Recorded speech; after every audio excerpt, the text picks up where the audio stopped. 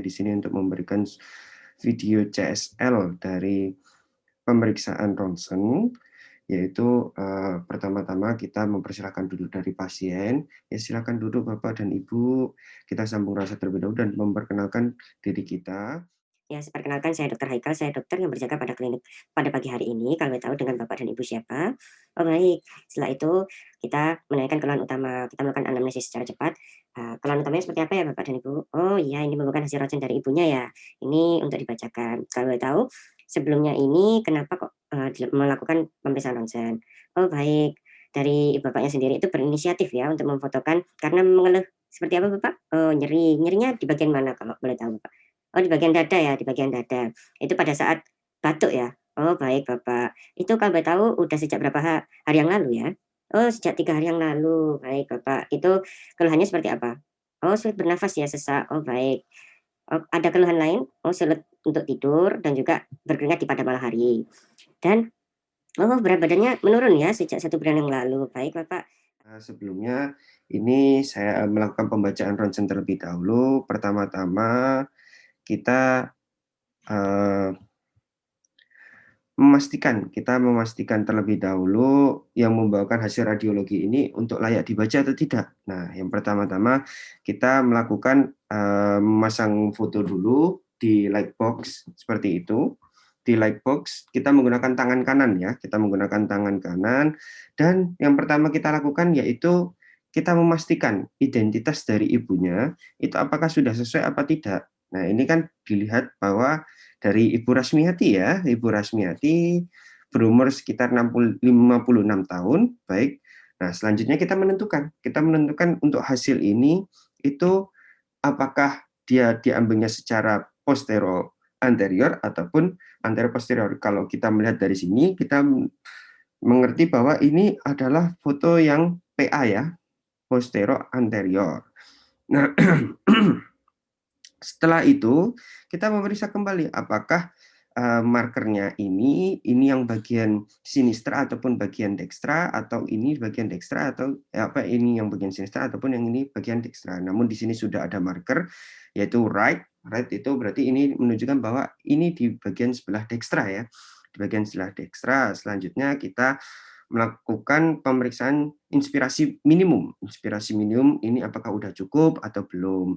Nah, ini dengan cara seperti apa? Kita menghitung koste dari pasien hingga ke diafragma di sini. 7 koste ya. 1, 2, 3, 4, 5, 6, 7. Nah, 7.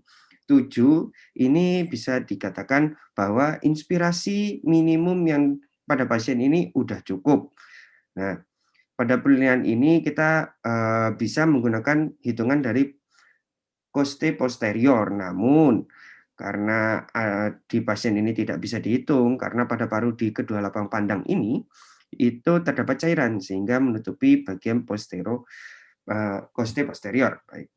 Selanjutnya itu kita menilai dari os scapulanya sendiri, dia ini superposisi atau tidak. Dia superposisi dengan toraks atau tidak. Nah, pada foto ini tidak ditemukan adanya superposisi. Dan selanjutnya kita menilai apakah prosesus spinosusnya ini ke arah kanan, ke arah dekstra dan sinistra ini menuju ke tulang clavicula sendiri itu memiliki jarak yang sama antara satu dengan lainnya.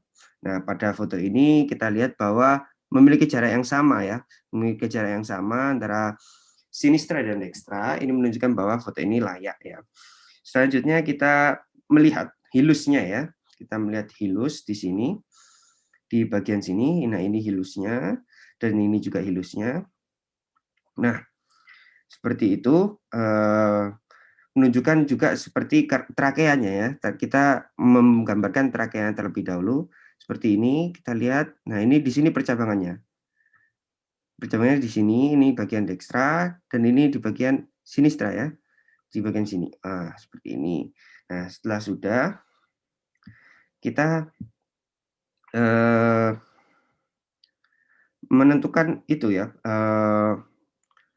apa namanya, dari itu, Costophrenicus ya, Costophrenicus, sudut Costophrenicus yang di bagian sinistra seperti ini di bagian sinistra, dan ini di bagian dekstra.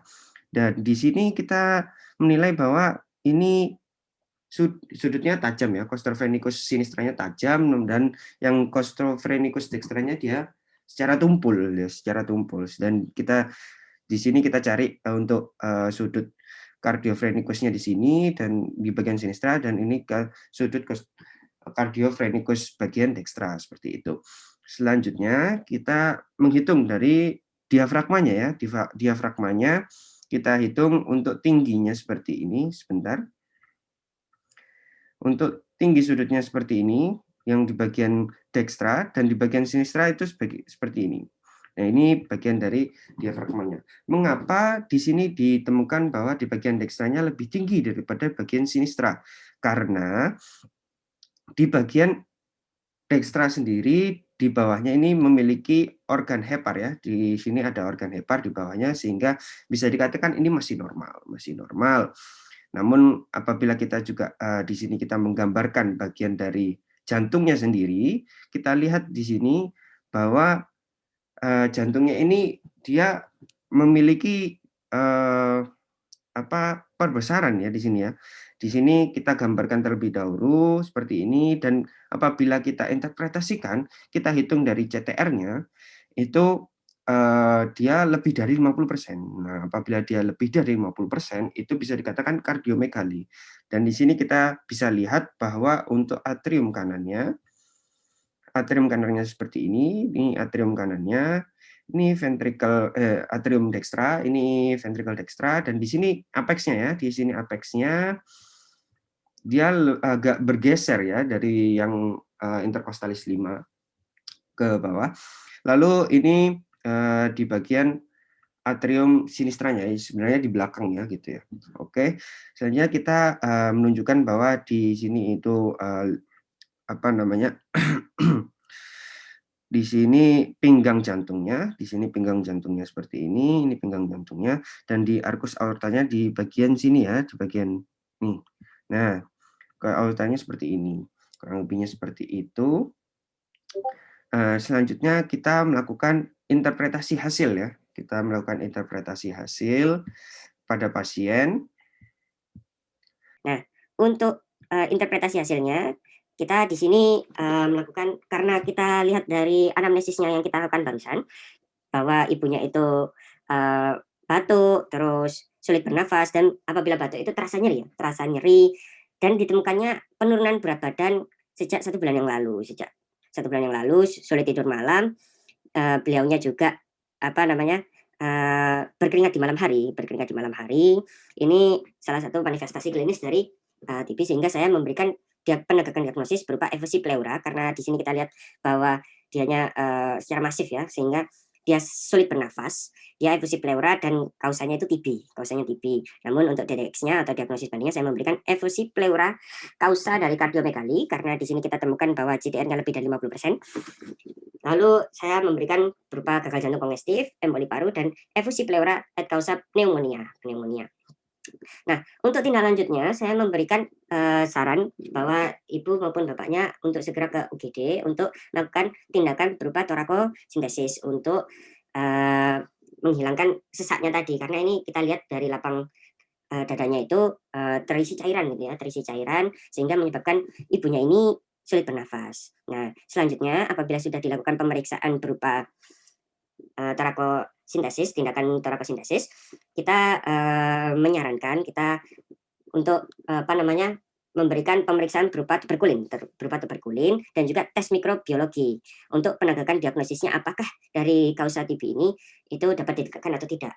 Namun dari manifestasi klinisnya ini adanya indikasi ke arah TB atau suspek TB seperti itu. Selanjutnya apabila kita telah menjelaskan interpretasi hasil kepada pasien, kita menanyakan kembali apakah ada yang perlu ditanyakan ibu ataupun bapak. Oke, apabila tidak ada, mungkin itu saja. Kita menutup dari sesi wawancara. Mungkin itu saja untuk video CSL kali ini. Kurang lebihnya saya mohon maaf. Wassalamualaikum warahmatullahi wabarakatuh.